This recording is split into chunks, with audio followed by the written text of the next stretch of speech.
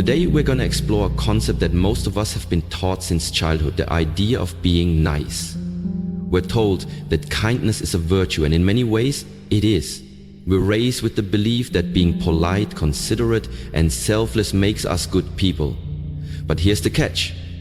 There's a hidden trap in this seemingly innocent idea of being nice, a trap that, if we're not careful, can cause us to lose sight of who we truly are. Right? For years we've been conditioned to believe that in order to be liked, accepted, and loved, we must constantly please others. We're taught that kindness is the key to relationships, success, and happiness. But what happens when this idea goes too far? What happens when being nice stops being about genuine care and starts becoming about approval? This is the first thing we need to understand. Being nice isn't just about kindness, it's about seeking validation. We've all experienced it. We say yes when we want to say no. We sacrifice our own needs to avoid conflict. We give away our time and energy just to make sure everyone around us is happy. It feels good to be liked, to be appreciated, but at what cost? We find ourselves drained, exhausted, and at times even resentful. The people who once admired our kindness begin to take it for granted, and we start to feel like a doormat, always giving, never receiving. And let's face it, ladies and gentlemen, this isn't real kindness. When we constantly prioritize others at the expense of our own well-being, we're not showing kindness to ourselves. The act of continuously pleasing others can lead us to neglect our own needs and desires, and eventually we find ourselves lost in the shuffle of life, disconnected from our true selves. Say you have a few issues, but it doesn't have to be this way. We don't have to keep sacrificing ourselves to fit into the mold of what others expect from us. The truth is, kindness is a beautiful trait, but it must come with boundaries, self-respect, and most importantly, self-love. We need to recognize when we're crossing the line from kindness to self-neglect, and we need to stop apologizing for taking care of ourselves. We don't have to say yes to everything. We don't have to be available all the time. We don't have to lose ourselves in order to gain others' approval. In this conversation, we'll dive deeper into the dynamics of being nice, why it can become a trap, and how we can break free from it to embrace our true selves without apology. The journey to reclaiming your life starts with recognizing the problem, and the problem is not kindness. It's the fear that keeps us trapped in a cycle of constant pleasing and self-sacrifice. Today, we will challenge that fear and equip you with the tools you need to live authentically, assertively, and unapologetically. So, let's break down the illusion that being nice always leads to happiness. It's time to examine the damage that being too nice can cause in our lives and start creating a healthier, more fulfilling way to navigate the world. Because at the end of the day, the most empowering thing you can do is to stop being nice for the sake of others and start being kind to yourself. To honor your own needs and to embrace who you truly are. Let's dive into this transformative journey, the trap of being nice. Being nice, it's something we're taught from an early age. We're told to be kind, polite, and considerate of others. It's what society expects of us, whether it's from our parents, teachers, or the world around us. And while these traits are commendable and have their place in our lives, they can easily transform into something much more dangerous if we're not careful. The trap of being nice is that it's not just about kindness, it's about approval. You become conditioned to think that if you're nice enough, people will like you, accept you, and appreciate you. And so, you do everything to please others. You suppress your own needs, wants, and desires in favor of making other people comfortable. You say yes when you really want to say no. You go along with plans that you don't even care about, simply to avoid conflict. You become the person who everyone expects to be there, to give, and to sacrifice. But what cost? The truth is, being nice all the time doesn't make you a better person. It doesn't make you more virtuous, nor does it make you more admirable. It just makes you a doormat. You become someone who allows others to walk all over you, because you've been conditioned to put others first, even at the expense of your own happiness and well-being. And let's be honest, when you're constantly pleasing others, when do you ever get to take care of your car? You might think that being nice will build stronger relationships, but the reality is that people who are always nice are often taken for granted. People start to expect your kindness, your time, your energy without ever considering how much you're giving up in the process. When you never assert yourself or set boundaries, people begin to assume you'll always say yes always be there, and always prioritize their needs. Over time, this creates a pattern where you feel unseen and unappreciated. You see, kindness without limits isn't kindness, it's self-neglect. It's you being so afraid of conflict, confrontation, or disappointing others that you lose sight of your own needs. And that's where the trap lies. By always trying to please everyone else, you forget to take care of yourself. You may end up feeling drained, frustrated, or resentful. You might even begin to feel invisible in your own life. But being nice doesn't have to mean abandoning yourself. The problem isn't the kindness itself, it's the unchecked, unbalanced form of kindness that leaves you constantly giving with no consideration for your own well-being. You start to feel like you have to be everything for everyone. And that's impossible. You can't be all things to all people. And you shouldn't have to be. So ask yourself, is being nice really helping you grow? Or is it holding you back? Are you becoming the best version of yourself? Or are you sacrificing your dreams, your goals, and your happiness just to gain approval from others? The trap of being nice is something that holds you back from living a fulfilling and authentic life. It's time to break free from this cycle, to stop living for everyone else's expectations, and to start living for yourself. Why you need to set boundaries. If you've spent most of your life trying to be the nice person, you may have noticed that over time, your energy is drained, your self-respect fades, and your personal goals get pushed aside. This is because when you constantly focus on others, you forget to prioritize your own needs. You forget that you deserve respect, time, and space, just like everyone else. This is where boundaries come in. Boundaries are not about building walls or being rude. They are about protecting your energy, your time, and your mental health. Setting boundaries means deciding what you're willing to accept from others and what you're not. It means saying no without guilt, standing up for yourself without fear, and making sure that your needs are met just as much as anyone else's. When you fail to set boundaries, you risk losing yourself. It's easy to say yes to everyone and everything, especially when you're trying to be the nice person. But when you do this, you're not being kind to yourself. Instead, you're sacrificing your own well-being for the comfort of others. The problem is, when you don't set boundaries, people can take advantage of you. They can demand your time, energy, and attention without considering your own limits. May even begin to expect you to always be there for them, no matter the cost to you. The truth is, people who respect you will respect your boundaries. They will understand that you have a life, responsibilities, and limits of your own. On the other hand, people who take advantage of your kindness will push against your boundaries and make you feel guilty for saying no. But here's the key. Guilt is not your responsibility, it's theirs. If someone can't accept your boundaries, then they're not respecting you as a person. Boundaries are about teaching others how to treat you. Without them, you're essentially teaching people that it's okay to use you, to drain your energy, and to take advantage of your kindness. When you start setting boundaries, you begin to create space for your own growth. You reclaim your time, your focus, and your energy. You allow yourself to say yes to the things that align with your goals, your values, and your happiness, and no to the things that do not. This isn't selfish, it's necessary. In fact, it's the most self-loving thing you can do for yourself. Setting boundaries doesn't mean you're a bad person. It doesn't mean you're selfish or uncaring. On the contrary, setting boundaries shows that you value yourself. It's an act of self-respect and self-care. When you honor your own needs, you're in a much better position to help and support others because you won't be running on empty. Without boundaries, you lose control over your own life. You may find yourself feeling overwhelmed, exhausted, and resentful, but when you establish clear boundaries, you take back control. You start to feel empowered, confident, and at peace with yourself. You learn that it's okay to put yourself first and that true kindness isn't about saying yes to everything.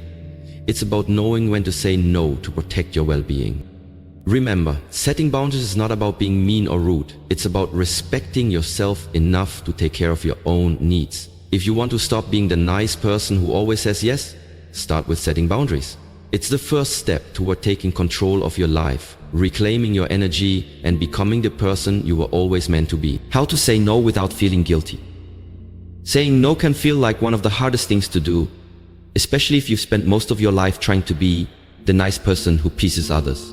The fear of disappointing someone, or worse, being labeled as rude or selfish, can stop you from drawing the line and setting boundaries. But the truth is, saying no is one of the most empowering acts you can do for yourself. You've probably heard the saying, you can't pour from an empty cup, and yet many of us try to do just that. We say yes to things we don't want to do, agree to take on tasks we don't have time for, and give our energy to people who don't appreciate it. This leads to burnout, resentment, and ultimately, a feeling of being trapped. But here's the secret. You don't have to say yes to everything, and you certainly don't have to feel guilty about it. Understanding the root of guilt. The first step in learning how to say no without feeling guilty is understanding where the guilt comes from. Often, guilt arises from a fear of letting others down, or the belief that your worth is tied to how much you do for others. In reality, guilt is often a learned behavior, something that's been ingrained in us over time, especially if we've been conditioned to be the nice person who always says yes. But here's the thing. When you say yes to everyone else, you're essentially saying no to yourself. You're putting your needs, your time, and your well-being on the back burner, which is neither sustainable nor healthy. Guilt is just a feeling, and like any feeling, it can be managed. The truth is, you have the right to protect your time and energy. Saying no is not an attack on the other person. It's a way of taking care of yourself and ensuring you don't lose your sense of self. The power of a polite no. One of the reasons people struggle with saying no is the fear of sounding rude. But you don't need to be harsh or aggressive when you decline someone's request. You can say no politely and assertively without being disrespectful. For example, I'm sorry, I'm unable to help with that right now. I have other commitments that I need to prioritize, so I won't be able to say yes this time. Thank you for asking, but I'm going to have to pass on this. The key is to keep it simple, clear, and kind. You don't owe anyone an explanation for why you're saying no, but if you feel comfortable, you can offer a brief reason. The important part is that you honor your boundaries and prioritize yourself. Practice saying no. Like any skill, saying no gets easier with practice. Start small. Begin with situations where the stakes are lower, such as declining an invitation to an event you don't want to attend, or saying no to a request that doesn't align with your values or priorities. As you practice, you'll become more comfortable with it, and it will begin to feel less daunting. Remember, you're not responsible for how others react when you say no. If someone is disappointed or upset, that's their emotion to process, not yours. By saying no, you're actually helping them understand your boundaries and teaching them to respect your time and energy. Reframe your perspective on no. Finally, it's important to reframe how you view saying no. Instead of seeing it as something negative, see it as an act of self-care. Every time you say no, you're giving yourself permission to focus on what truly matters to you. You're creating space for your own goals, your own well-being, and your own happiness. Saying no is not about shutting others out. It's about creating balance in your life and ensuring you're not stretched too thin. Saying no is a sign of strength, not weakness. It's a sign that you value yourself enough to put your needs first. It's a way of reclaiming control over your time, your choices, and your life. So the next time someone asks something of you that doesn't align with your priorities, don't be afraid to say no. And most importantly, don't feel guilty about it. By saying no when necessary, you'll be able to say yes to the things that truly matter. You'll have more energy, more focus, and more peace of mind to devote to the people, projects, and goals that are aligned with your vision for your life. Embrace your true self without apologies. One of the most empowering things you can do in your life is to stop apologizing for who you are. For too long, you may have tried to fit yourself into boxes that society, friends, or family have set for you. You may have bent your own values, altered your beliefs, or dimmed your light just to be liked or accepted. But the truth is, the world needs the real you, not the version you've been pretending to be. You have a unique set of qualities, talents, and experiences that make you you. And the moment you start embracing your true self without apologies is the moment you unlock your fullest potential. Stop seeking validation. In the quest to be the nice person, many of us become trapped in the cycle of seeking external validation. We look for approval from others before we feel worthy or confident enough to pursue our goals. We become afraid of rejection or criticism, which stops us from living authentically. But here's a powerful truth. You are enough, exactly as you are. Seeking constant validation from others only drains your energy and makes you dependent on the opinions of others. You'll never be truly fulfilled if you rely on someone else's approval to feel good about yourself. The key to embracing your true self is learning how to validate yourself first. Your worth doesn't come from what others think of you. It comes from your own belief in your value. When you stop waiting for others to give you permission to be yourself, you reclaim your power. You stop compromising your happiness for the sake of approval, and you start living life on your own terms. Embrace your imperfections. Being the nice person often means hiding your flaws and imperfections to maintain a certain image. But here's the reality. Nobody is perfect. We all have flaws, and that's what makes us human. Embracing your imperfections is not a sign of weakness, it's a sign of strength. The more you accept your flaws, the less energy you waste trying to be someone you're not. This doesn't mean you stop growing or improving yourself. It means you give yourself permission to be imperfect and still be worthy of love, respect, and success. It means you stop apologizing for your mistakes and instead you learn from them and move forward. Your imperfections are what make you unique. When you embrace them, you not only accept yourself, but you also teach others to accept you too. People are drawn to authenticity, and when you're comfortable with who you are, others will be too.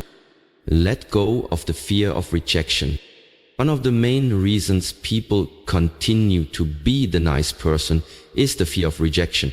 We're afraid that if we stop people pleasing, others will walk away from us, or worse, that they'll think less of us. But the reality is, people who truly value you will love and respect the real you, not the version of yourself that you've been pretending to be. Rejection is part of life, and while it can be painful, it is also an opportunity for growth. Every time someone rejects you for being your true self, it's a sign that they were never meant to be part of your journey. Let them go. The people who matter will appreciate your authenticity and will want to be around you for the right reasons, not because you're constantly trying to please them. When you stop living in fear of rejection, you give yourself the freedom to make decisions that are in alignment with your values and your goals. You start attracting the right people into your life, the ones who appreciate you for who you truly are. Live without apologies. The truth is, you don't owe anyone an apology for being yourself. Stop apologizing for your personality, your desires, your dreams, and your boundaries. You have every right to live authentically, to make choices that align with your values, and to embrace the path that feels right for you. When you embrace your true self, you'll notice how much lighter and freer you feel. You won't have to constantly put on a mask or worry about what others think. You'll be able to show up in the world as your most authentic self, and that is where your true power lies. Living without apologies doesn't mean being reckless or hurting others. It means living true to your values and beliefs without feeling the need to justify yourself. It means standing tall and owning who you are, flaws and all.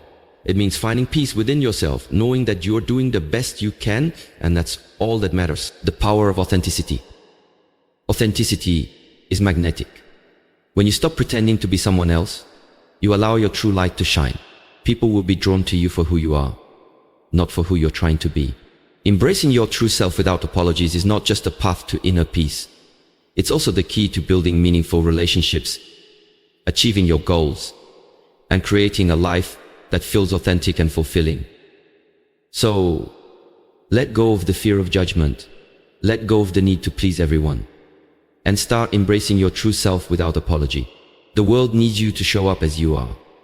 Be unapologetically yourself, and watch as you begin to attract the life and the people that truly resonate with your essence. Ladies and gentlemen, we've explored the topic that resonates deeply with so many of us, the struggle of being too nice.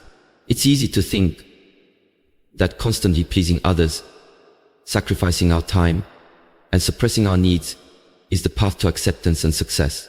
But as we've learned, this well-intentioned approach often leaves us drained, resentful, and disconnected from who we truly are.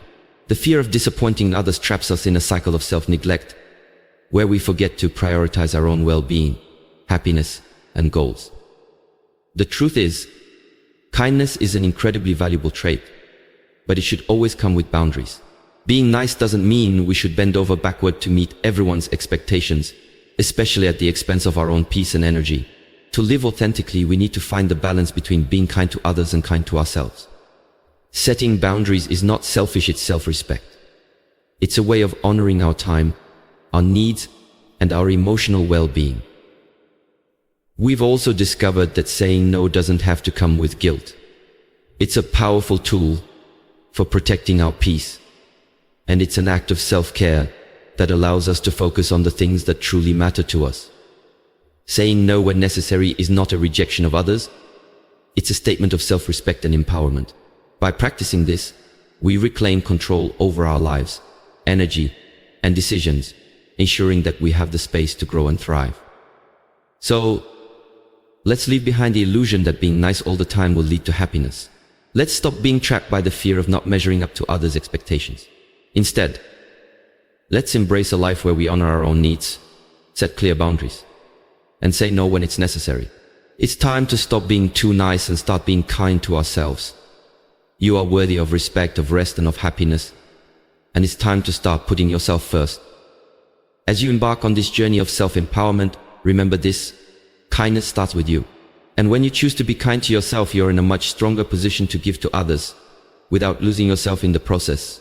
I don't apologize for taking care of you. It's the best thing you can do for yourself and those around you. Now go forward with confidence.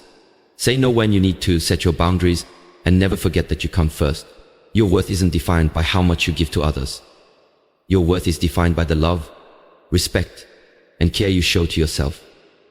You have the power to choose who you are and how you want to show up in the world. So, take control, embrace your true self, and live unapologetically. The most important thing you can do today is this: start being kind to yourself.